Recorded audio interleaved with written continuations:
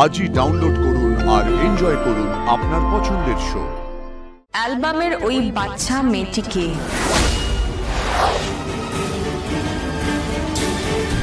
তুমি কোথায় যাচ্ছ?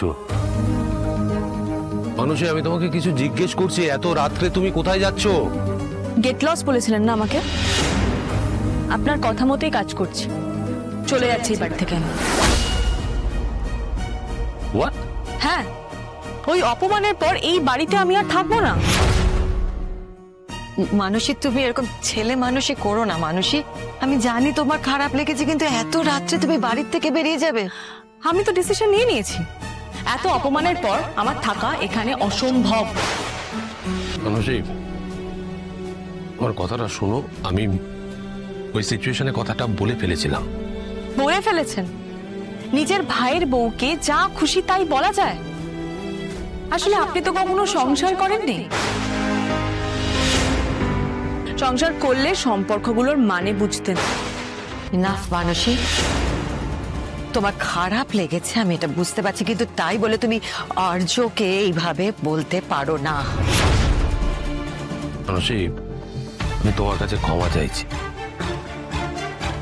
বলো কি করতে হবে আমাকে? তুমি তার জন্য বাড়ি ছেড়ে যাবে না? আমার ভাইটা, বলো না, তুমি যা বলবে তাই হবে, বলো তুমি।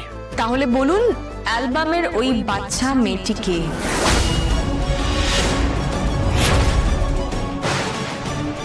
আপাতত আমি এইটুকুই জানতে চাই, এইটুকুর উত্তর দিন। আর যদি উত্তর না দিতে পারেন তাহলে আমাকে আটকানোর চেষ্টা করবেন না।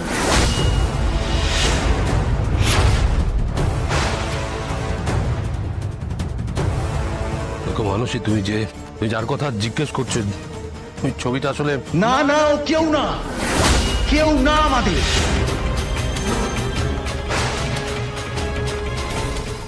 তুমি কেন নিচে নেমে এলে? তোমার শরীর ভালো নয়। আমি বলছি তো, করছো তো, শুধু দাদা আছে, দাদা, আর কেউ না। আচ্ছা মাদার ইন ল, আপনি যদি আমার জায়গায় থাকতেন তাহলে আপনি জানতে চাইতেন না? বলুন প্লিজ, বলুন কে ও? ও আমাদের খুব কাছের একজন। কিন্তু কাছের আত্মীয় হলে আমার তো জানার কথা, তাই না? আমি মানছি তোমার সঙ্গে আমি রুড ভাবে কথা বলেছি, খারাপ বিহেভ করে ফেলেছি। সেটা কেন বলো তো?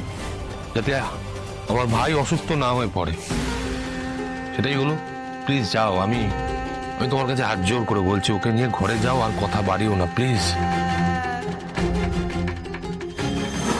অঙ্কর ব্যাপারটাও ভাবার মতোই, এভাবে রিয়াক্ট কেন করছে?